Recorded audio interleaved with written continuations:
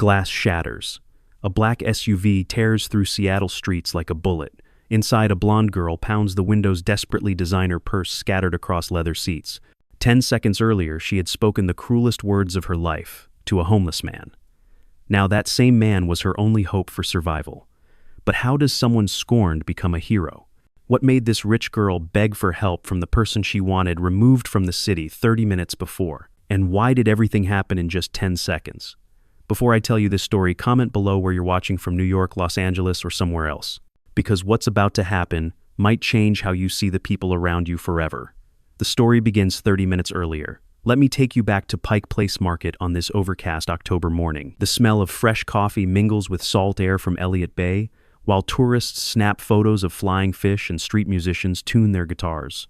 Among the organized chaos of vendors and shoppers sits Ethan McCready, 35 years old, wearing a jacket that has seen better days and holding a cardboard sign with simple words written in careful handwriting. Ethan's backpack sits beside him, and if you looked closely, you'd notice something unusual. Medical supplies peek out from the partially open zipper. Gauze antiseptic prescription bottles organized with military precision. His weathered hands move with practiced efficiency as he arranges these items, checking expiration dates like a professional. Most people walk by without seeing these details. Most people don't look at him at all.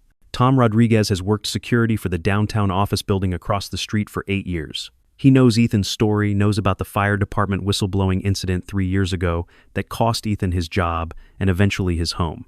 Tom approaches with reluctance written across his face, radio crackling at his hip. "Ethan, after that whole fire department situation, you know I hate doing this. The morning shift is starting soon and I've got orders from upstairs."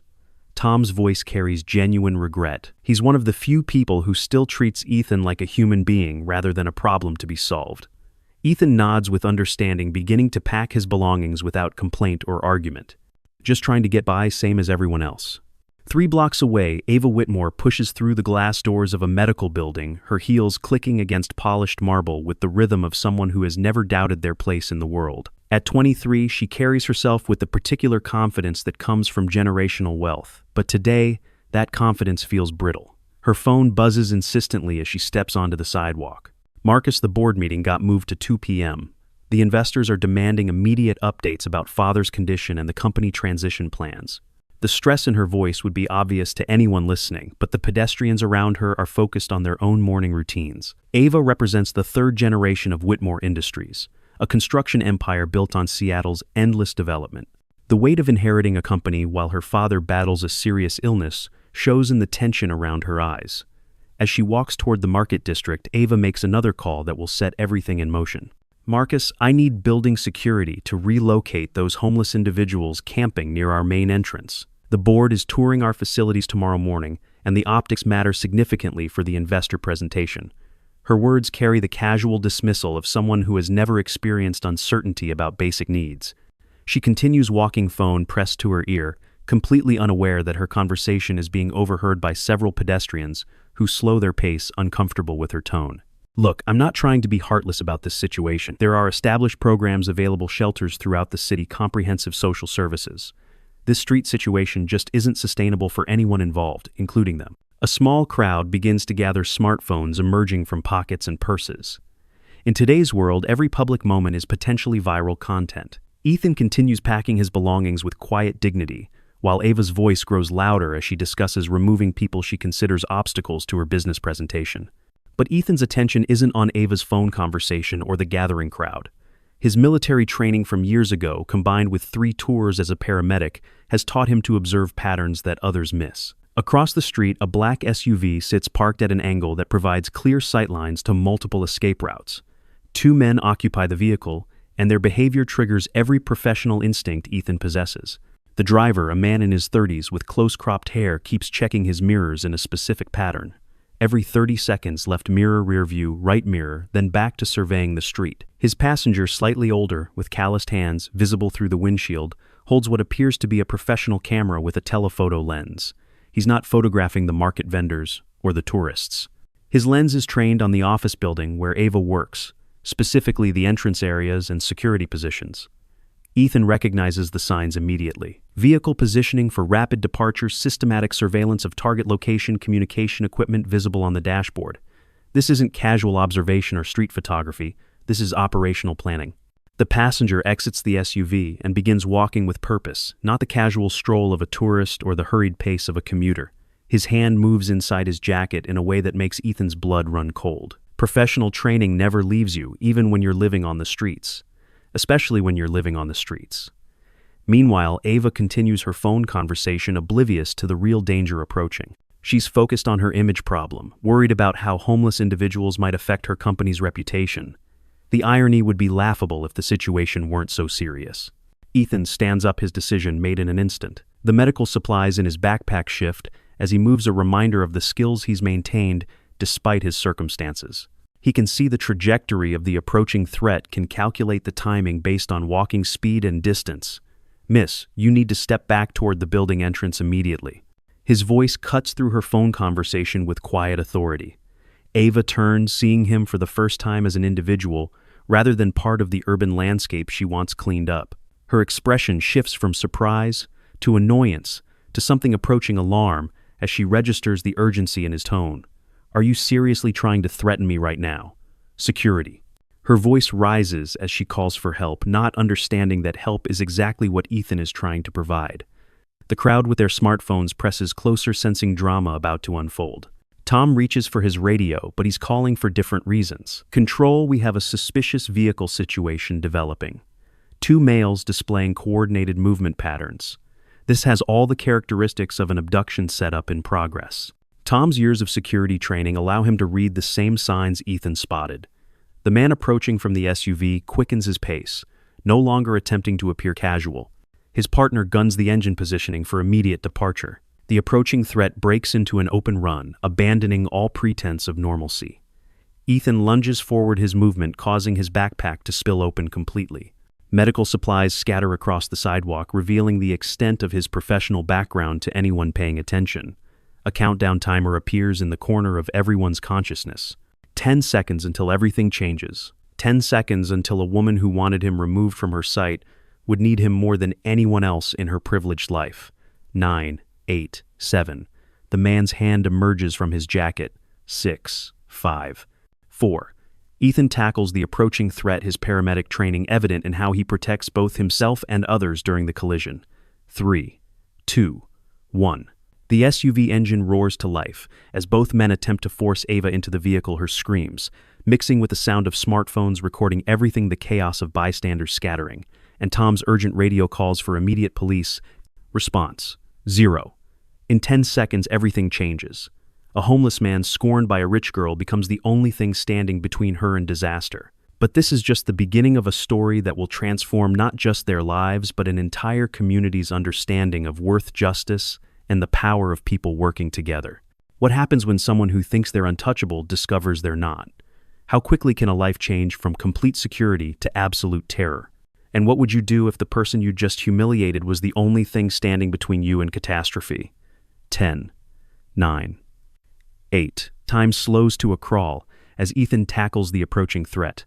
His medical supplies scatter across wet pavement, revealing antiseptic bottles, gauze, rolls, prescription containers organized with military precision. The crowd gasps as they realize this homeless man carries the equipment of a trained professional. 7, 6, 5. Ava screams as Jake jumps from the SUV with a taser crackling blue electricity. Pedestrians scatter in every direction, but their phones stay up, recording everything from multiple angles. Tom Rodriguez speaks rapidly into his radio while backing toward the building entrance. 4, 3, 2. Ethan grabs a construction site fire extinguisher, using it not as a weapon but as a distraction tool. White foam sprays everywhere, creating chaos that works in his favor. This is improvisation, not heroics. Survival tactics learned from years on dangerous streets. 1, 0. Cole breaks free from Ethan's grip. Both men grab Ava by her arms, dragging her toward the idling SUV despite her fierce resistance. The vehicle speeds away with squealing tires, leaving behind a scene of scattered medical supplies and shocked witnesses. Inside the moving SUV, Ava makes the smartest decision of her life. Instead of panicking, she activates her phone's emergency broadcast system with quick finger movements. The feature sends her location to police dispatch automatically while recording everything through her phone's microphone. She kicks hard at the door panels, not randomly, but targeting the interior release mechanism she remembers from a corporate security training seminar her father insisted she attend. The dome light shatters when she strikes it with her heavy bracelet, creating a beacon visible from outside. My father will pay whatever amount you want. Violence isn't necessary for this to work out. Her words are calculated, designed to keep her captors talking, while her phone continues broadcasting their location to authorities. Cole turns from the passenger seat, his face twisted with years of accumulated rage. Your family company killed my brother Jake Torres with their safety corner-cutting policies. This isn't about ransom money anymore. Jake Torres, the driver, glances at his partner with growing uncertainty. His hands grip the steering wheel tighter as he processes what Cole just revealed. Cole, this wasn't our original plan. We wanted the insurance fraud exposed, not felony kidnapping charges that could put us away for decades. The SUV weaves through downtown traffic at dangerous speeds, but Jake's military training shows in how he navigates without causing collisions. He served 2 tours overseas before returning to civilian life, only to watch his younger brother die in a preventable workplace accident. Ava continues her psychological pressure while physically preparing for opportunity. She unlocks her phone completely, giving authorities access to everything. Her emergency contacts receive automatic notifications with her location updating every 30 seconds. The crash happens at the intersection of Pine and 3rd Avenue. Jake tries to run a red light just as a construction truck enters the intersection. The impact sends the SUV spinning into concrete barriers, deploying airbags and cracking the windshield in spiderweb patterns. Cole hits his head on the passenger window and slumps unconscious. Jake, though dazed, makes a crucial decision that will define the rest of his life. Instead of fleeing or finishing what they started, he helps Ava climb from the wreckage before police arrive. You need medical attention. The ambulance is coming. His words carry genuine concern, not the voice of a kidnapper, but of someone who never wanted the situation to escalate this far. Jake sits on the curb with his hands visible, waiting for authorities while Ava stumbles toward the gathering crowd. Detective Maria Rivera arrives within minutes, her unmarked car, followed by patrol units and emergency medical technicians. She's handled dozens of kidnapping cases and recognizes immediately that this situation is more complex than it appears. The crowd of witnesses corroborates Ethan's story without hesitation. Their phone footage shows clearly that he tried to warn Ava and fought to protect her when the threat materialized. Tom Rodriguez provides official security testimony supporting everything Ethan claimed. At Seattle General Hospital, Dr. Sarah Chen examines both Ava and Ethan in adjacent treatment rooms. She's the social worker who coordinates care for homeless patients, and Ethan's name is familiar from volunteer clinic records. Ethan, I'd love to discuss your foundation plans in detail. When would be convenient for a comprehensive conversation about your future goals? Her professional interest seems genuine, though she asks more questions about budgets and donors than typical medical social workers usually require. Ava, overhearing from the next room, makes a decision that will change everything. She walks to the hospital's press conference room, where news crews have gathered, her arm in a sling, but her voice strong and clear. This man saved my life when I had judged him completely unfairly. I was wrong about him, and wrong about the people I wanted removed from our streets. The hashtag homeless hero begins trending within hours, but conspiracy theories emerge just as quickly. Cole's girlfriend Monica starts posting edited security footage that makes the rescue look suspiciously coordinated. Back in his hospital room, Cole awakens to see news coverage of the incident. His eyes narrow as he watches Ava praise the man he blames for interfering with their plans. Phase 2 begins now. We hit them where it really hurts their reputation and their money. Cole reaches for the phone, Monica smuggled to him, already planning their digital counterattack. But what he doesn't know is that his actions have awakened something powerful in Seattle's forgotten communities. The real battle is just beginning. Richard Whitmore's hospital room overlooks Elliott Bay, but the 60-year-old construction magnate sees nothing beyond the weight of his conscience. Machines monitor his weakened heart while news coverage plays silently on the wall-mounted television. His daughter sits beside the bed, documents spread across the bedside table like evidence at a trial. The leaked safety reports paint a picture of systematic corporate negligence spanning 15 years. Each violation, each family paid for silence, each inspector silenced through legal pressure. Richard's empire built on quarterly profits extracted from worker safety budgets. I knew about every single violation, Ava. Every family we paid to stay quiet. Every safety inspector we had. Our lawyers' pressure into silence. I personally chose profit margins over human lives for decades. His voice carries the rasp of approaching mortality and the weight of confessions too long delayed. The monitors beep steadily as he continues with painful honesty. Jake Torres and his brother Cole, they're not wrong about what we did. Their brother was among 12 workplace deaths that were completely preventable with proper safety protocols we chose not to implement. Ava studies the documents with new eyes, seeing not just financial records but human consequences. Each line item represents a family destroyed, a life cut short, a community damaged by corporate decisions made in boardrooms far from construction sites.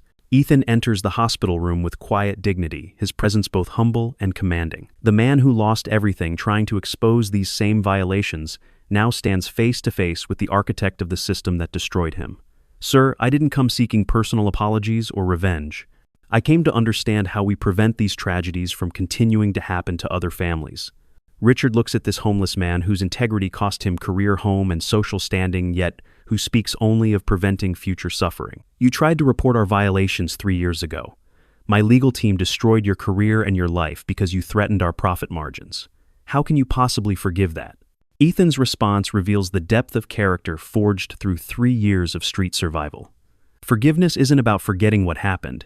It's about choosing what we build going forward. Anger and revenge won't bring back the workers who died or prevent future deaths. But alone in the hospital corridor afterward, Ethan faces his first moment of complete doubt since the rescue began. The weight of 3 years living, invisible, dismissed by society, fighting for basic survival, crashes down on him. 3 years homeless because I tried to do the right thing. Was all that suffering actually worth anything? Did those 12 workers die for nothing, while I accomplished absolutely nothing? He considers walking away from the public attention, returning to anonymous street life where expectations cannot disappoint and hope cannot betray. The foundation office, the press conferences, the responsibility of representing an entire forgotten community feels overwhelming. Rita Martinez finds him sitting on a bench outside the hospital, shoulders slumped with exhaustion and doubt. The 72-year-old teacher carries hard-won wisdom from her 3 years on the streets. Ethan, you showed every person in this city that we have voices that matter, that our experiences have value. Don't abandon us now when we need leadership most. Miguel Santos approaches from the other direction, his military bearing evident even in civilian clothes, worn thin by weather and time. Son, I've seen good soldiers doubt their mission when the fight gets hardest. But you didn't save just one rich girl that day. You saved the idea that people like us deserve to be seen, to be heard, to be valued. Their intervention reminds Ethan that individual heroism was never the point. Community organizing, systematic change, giving voice to the voiceless, these goals transcend personal comfort or recognition. I spent 3 years invisible to most of society. Now I can speak for those who remain invisible. That's not burden, that's purpose. Meanwhile, Richard begins his complete confession to federal investigators. 15 years of internal documents, financial records showing safety budget cuts, correspondence proving systematic cover-ups. His personal fortune will be divided among documented victim families as restitution. The ripple effects spread beyond Seattle as other construction companies preemptively improve safety standards to avoid similar exposure. City Council adopts stricter enforcement policies. Congressional hearings on industry-wide practices are scheduled for next month. Dr. Sarah Chen approaches Ava in the hospital cafeteria with professional interest that feels more intense than typical social work requires. I'm very curious about your foundation's detailed budget allocation plans. Which specific programs will receive the largest funding amounts, and how will donor privacy be maintained? When Ethan asks about hospital funding sources, Sarah suddenly claims overwhelming patient responsibilities and hurries away. Her behavior plants seeds of suspicion that will grow into betrayal. That evening, Richard gives his final media interview from his hospital bed, oxygen tubes visible as he speaks directly to camera. The hardest lesson I've learned is that every safety shortcut we implemented was someone else's child not coming home to their family that night. His words carry the weight of a man facing mortality while trying to prevent others from repeating his mistakes. Cole watches the interview from his hospital room rage building as he sees Richard receiving praise for confessions that should have come decades earlier. Phase 3 begins tomorrow. Personal destruction of everyone who thinks confession absolves them of the blood on their hands. What he doesn't realize is that his digital warfare has awakened networks of community support that extend far beyond what social media manipulation can control. 6 months later, the groundbreaking ceremony for Seattle Community Safety Center draws hundreds of supporters. Ethan serves as director, Ava as board chair, Tom as operations manager. The camera captures a moment of hope amid systematic change. But that same day, an anonymous letter arrives at the foundation office with a simple, chilling message. Some people believe you've gone too far. The morning after the rescue, Seattle social media explodes in two opposing directions. Donations pour into hastily created accounts for Ethan, fire departments from neighboring cities offer him positions, and local businesses post job opportunities tagged with homeless hero. But dark currents flow beneath the positive surface. Monica Stevens posts from her apartment in Capitol Hill, fingers flying across her keyboard with practiced precision. As Cole's girlfriend and a freelance digital marketer, she knows exactly how to weaponize public opinion. Her edited security footage makes Ethan appear to be positioning himself near Ava before the incident, suggesting the rescue was staged. Suspicious timing, suspicious positioning, suspicious how perfectly everything worked out for our homeless hero, she types, adding screenshots that look damning out of context. The conspiracy theory spreads faster than the original rescue video. Meanwhile, in the tent city beneath Interstate 5, Seattle's invisible community begins to stir. Rita Martinez, 72 years old, and a retired elementary school teacher, calls a meeting around the communal fire barrel. Her weathered face carries the wisdom of someone who has survived on these streets for 3 years, since losing her apartment to medical bankruptcy. I saw that same black SUV circling our area for 3 consecutive days. Different times always, with 2 men inside taking pictures of the buildings and checking their watches. Miguel Santos, a Vietnam veteran whose military bearing never quite disappeared despite his circumstances, nods with recognition. His trained eye caught details that civilians missed. Classic surveillance behavior, operational planning patterns. They were studying routines, timing, security changes, mapping, escape routes. This wasn't random street crime. Tom Rodriguez coordinates what becomes known as the Volunteer Safety Patrol. His security industry contacts spread word through professional networks that extend far beyond downtown Seattle. Within 48 hours, off-duty guards, retired police officers, and community volunteers establish communication protocols. Everyone sees different pieces when they're alone. Together we form a complete picture of what's actually happening in our neighborhoods. Tom's simple wisdom captures something powerful about community organizing that social media algorithms cannot replicate. 3 days after the rescue, Ava holds her second press conference. This time she stands not in a sterile hospital room, but in the heart of Pike Place Market, surrounded by vendors, tourists, and yes, homeless individuals who have gathered to support both her and Ethan. I've learned that genuine safety isn't about removing people who are different from us. Real security comes from building authentic community connections where everyone has value. Her announcement of the Whitmore Foundation Reform Initiative includes something unprecedented. Homeless advocates will help design programs rather than merely receiving charity. Rita Martinez and Miguel Santos sit on the planning committee alongside business executives and city officials. But Cole's counterattack begins before the press conference ends. Jake's technical expertise, honed during his years as an IT specialist before his brother's death destroyed, his ability to maintain steady employment becomes their most dangerous weapon. The digital assault unfolds in coordinated phases across multiple platforms. Morning brings hacked Whitmore Company emails revealing 15 years of internal safety violation reports. Noon delivers social media takeovers that flood corporate accounts with testimonies from families of workplace accident victims. By afternoon, anonymous tips flood regulatory agencies with detailed evidence of systematic corporate cover-ups. The Seattle Times leads with Whitmore Industries' decades of profits over people. Stock prices plummet as investors demand emergency board meetings. Protesters gather outside corporate headquarters, with signs bearing photos of workers killed in preventable accidents. Ava reviews the leaked documents in her foundation office, and each page confirms her worst fears about the company she inherited. Safety violations, ignored families paid to stay quiet, inspectors silenced through legal pressure. The weight of generational guilt settles on her shoulders like lead. Ethan arrives for their scheduled meeting and finds her staring at computer screens filled with evidence of corporate negligence spanning decades. Miss Whitmore, there's something about these violations you need to understand. Something about my personal connection to your company's history that changes everything. His voice carries a gravity that makes her look up from the damning documents. I wasn't just a paramedic responding to emergencies. I was the city fire safety inspector who tried to report your company's systematic violations 3 years ago. Your father's legal team got me blacklisted from every municipal position in the state. That's the real reason I'm living on the streets. The revelation hits Ava like physical impact. The homeless man she tried to have remove the person who saved her life lost everything because he tried to protect workers from her family's business practices.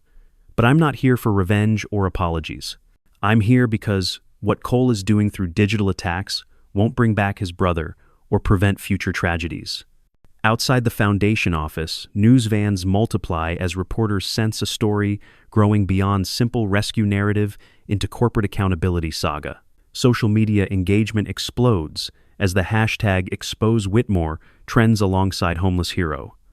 Cole watches coverage from his hospital bed satisfaction mixing with frustration. His plan is working, but not completely. Ava's transformation from privileged heiress to reform advocate complicates his simple narrative of corporate villains versus innocent victims. Time for Phase 3. Personal destruction of everyone who stands in the way of real justice. His fingers move across the smuggled phone screen, coordinating with Monica for attacks designed not just to expose corporate wrongdoing, but to destroy the lives of anyone defending Whitmore Industries. What Cole doesn't realize is that his digital warfare has awakened something more powerful than his cyber skills can control. Seattle's community networks, both visible and invisible, are beginning to organize in ways that transcend social media manipulation. The real battle for the soul of a city is about to begin. The Seattle Community Safety Center opens its doors on a gray November morning, 6 months after the rescue that started everything. Construction workers, executives, advocates, and formerly homeless individuals gather for ribbon-cutting ceremonies that represent more than symbolic victory. This building stands as proof that systematic change is possible when communities organize effectively. But anonymous threats arrive daily now. Vandals destroy equipment overnight, legal harassment drains foundation resources, and city council members face pressure to withdraw support.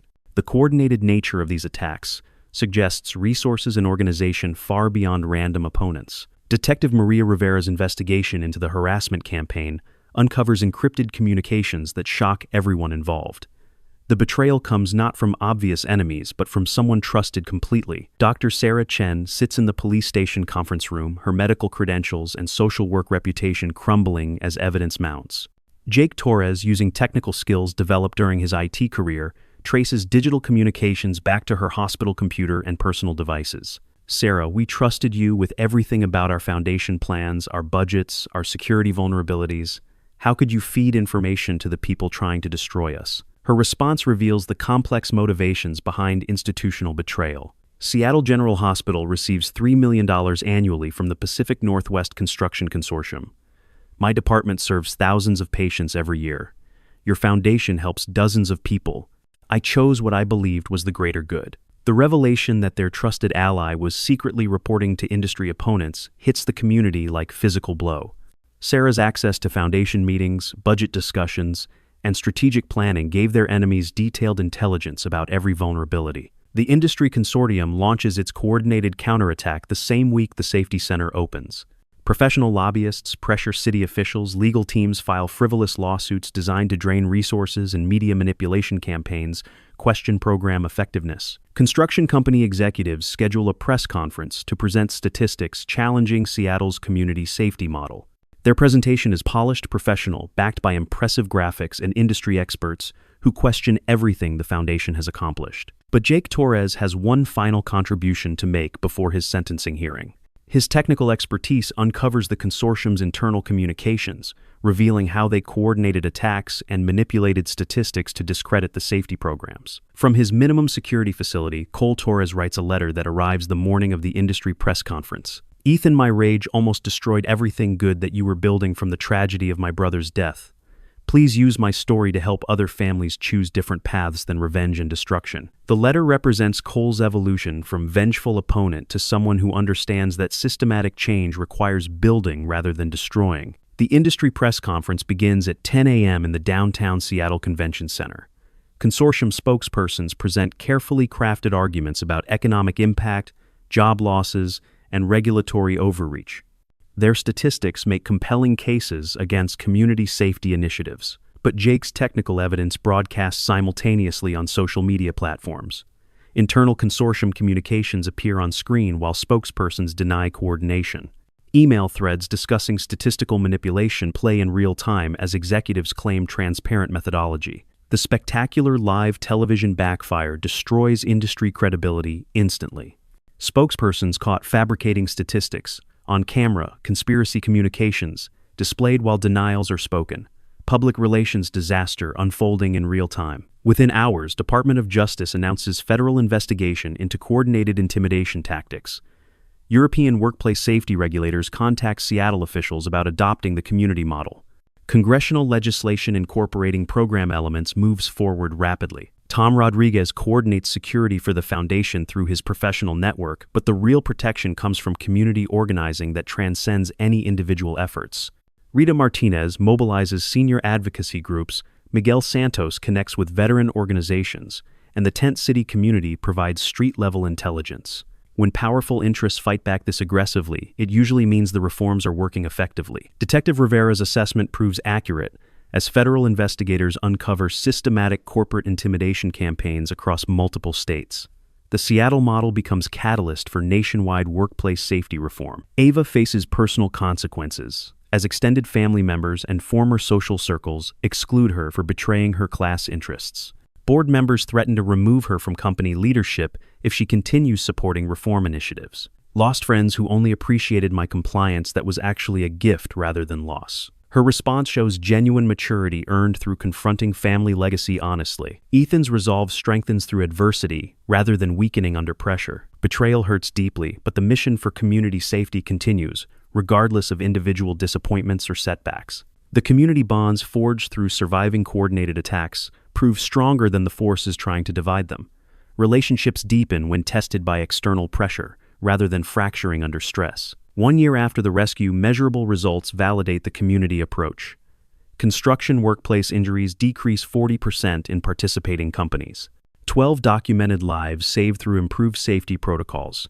8 major cities adopting Seattle's community safety model. Federal workplace safety legislation passes incorporating program elements developed through the Foundation's work.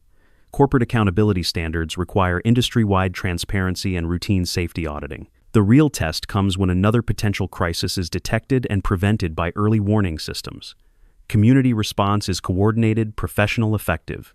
The problem is solved before becoming tragedy, proof that reformed approaches work as designed. What extraordinary community transformation will your neighborhood create when given proper support and opportunity? 2 years after a homeless man saved a rich girl from kidnappers, Pike Place Market buzzes with its usual energy. Tourists photograph flying fish while vendors call out prices for fresh salmon. But something has changed in the undercurrents of Seattle's social fabric. A young man holds a cardboard sign near the same spot where Ethan once sat. His clothes are worn but clean, his backpack organized with the efficiency of someone learning survival skills from experienced teachers. This is Marcus Chen, 24 years old, recently evicted after medical bankruptcy from his mother's cancer treatment. Tom Rodriguez approaches with resource information instead of enforcement orders. His clipboard contains housing assistance, contacts job training programs, and mental health services. The volunteer safety patrol he coordinates has evolved into a comprehensive support network. We have transitional housing available tonight and a job interview tomorrow morning if you're interested. No pressure, just options when you're ready. Tom's transformation from security guard to community coordinator represents the systematic changes that rippled outward from one moment of crisis. His approach treats people as individuals with potential rather than problems to be solved. Marcus accepts the housing information, while 3 different community members offer additional help. A vendor provides coffee and a breakfast sandwich, a street musician shares information about busking permits, and Rita Martinez stops by with practical advice about navigating social services. The community's response reflects 2 years of organizing that transcends individual charity. Everyone has roles, resources, get shared efficiently, and new arrivals connect with support systems instead of facing isolation. At the Seattle Community Safety Center, Ethan reviews quarterly reports showing measurable impact across multiple metrics. Construction workplace injuries have decreased 52% in participating companies. 15 documented lives saved through improved safety protocols. 12 major cities adopted similar community safety models. Federal workplace safety legislation passed 18 months ago now affects construction practices nationwide. Corporate accountability standards require transparent reporting and independent safety auditing. The changes extend far beyond Seattle's borders. Ava enters Ethan's office carrying blueprints for the Foundation's expansion into affordable housing development. Her transformation from privileged heiress to community advocate deepened through consistent action rather than dramatic declarations. The board approved funding for 300 units of workforce housing with integrated support services. We're partnering with labor unions to ensure construction workers have pathways to homeownership. Their professional partnership demonstrates how different backgrounds and resources can combine effectively when directed toward shared goals. Ava's business acumen and Ethan's community connections create solutions neither could achieve alone. Miguel Santos coordinates veteran outreach programs from his new position as peer counselor. His military experience provides credibility with former service members struggling with homelessness, while his personal journey from streets to stability offers hope. We served overseas to protect communities. Now we're serving at home to build communities. Same mission, different battlefield. His words capture the continuity between military service and civilian community, organizing that many veterans discover when given appropriate opportunities. The Foundation's most significant achievement isn't individual success stories, but systematic change that prevents crises before they occur. Early intervention programs, workplace safety monitoring, community alert networks, and coordinated support services address root causes rather than just symptoms.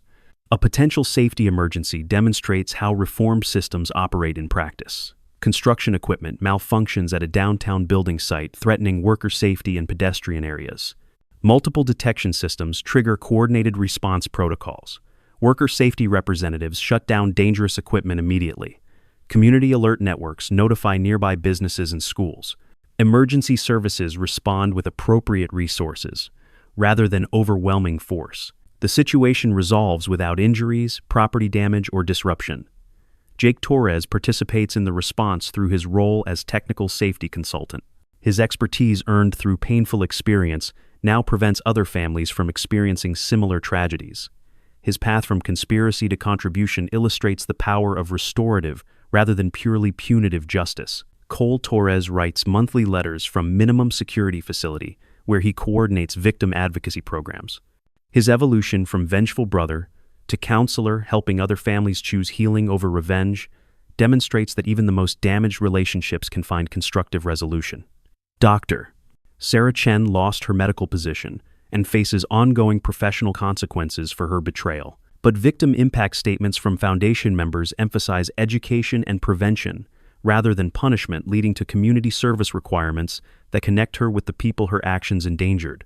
The ripple effects continue expanding as other cities adapt Seattle's community organizing model to local conditions. Detroit focuses on industrial safety. Phoenix addresses construction worker heat exposure, and Miami develops hurricane response networks using similar principles. International attention brings delegations from European cities studying American community safety innovations. The irony isn't lost on anyone that solutions developed by homeless individuals and grassroots organizers attract global academic interest. Community meetings continue every month in the Safety Center's main conference room. Diverse participants include construction workers, company executives, safety advocates, government officials, and families affected by workplace accidents. Decisions emerge through collective input rather than top-down mandates. The meetings demonstrate sustainable change that operates independently of charismatic leadership or dramatic crises. Problems are acknowledged as ongoing, but communities possess tools and relationships necessary to address challenges collaboratively. Marcus Chen attends his first community meeting 3 months after arriving in Seattle. He contributes insights about medical bankruptcy and healthcare access that inform Foundation policy recommendations. His transition from homeless newcomer to community voice illustrates how quickly people gain agency when systems support rather than stigmatize. What started as one homeless man saving one rich girl has become proof that ordinary people create extraordinary change when given opportunity, resources, and respect. The transformation extends far beyond individual lives to encompass entire communities' understanding of justice, dignity, and mutual responsibility. Every neighborhood possesses similar potential for community organizing that transcends traditional boundaries of class, race, and social status. The question isn't whether change is possible, but whether people will choose cooperation over division, systematic solutions over temporary fixes, and shared humanity over fear. 5 years have passed since glass shattered, and a countdown timer changed everything. The black SUV has long been scrapped for metal, but its impact continues rippling through communities across North America and beyond. What began as 10 seconds of crisis has become a movement that transcends individual stories. The Seattle Community Safety Center occupies an entire city block, now its original building expanded to accommodate programs that emerged from community needs rather than bureaucratic planning. Workers, advocates, business leaders, and formerly homeless individuals shared decision-making responsibilities in ways that seemed impossible before tragedy forced innovation. Ethan McCready stands before the United Nations Human Settlements Program in New York, addressing delegates from 43 countries about community-driven urban safety initiatives. His presence at this podium represents more than personal transformation. The man dismissed as worthless 5 years ago now shapes international policy discussions. Community organizing succeeds when it addresses root causes rather than symptoms, when it values every voice, rather than privileging traditional expertise, when it builds systems that prevent crises rather than simply responding to them. His words carry authority earned through years of practical implementation rather than academic theory.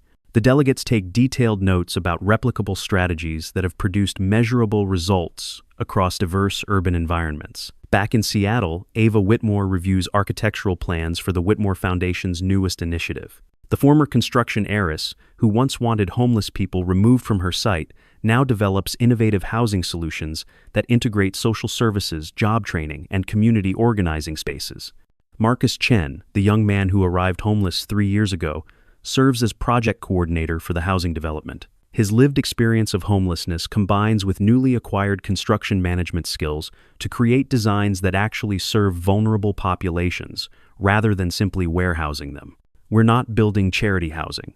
We're creating communities where people have agency, dignity, and pathways to self-determination. Marcus speaks from experience about the difference between programs designed for people versus programs designed with people. His evolution from homeless newcomer to community leader illustrates the potential that emerges when systems support rather than stigmatize. Rita Martinez now 77 coordinates peer support networks that extend far beyond Seattle's boundaries.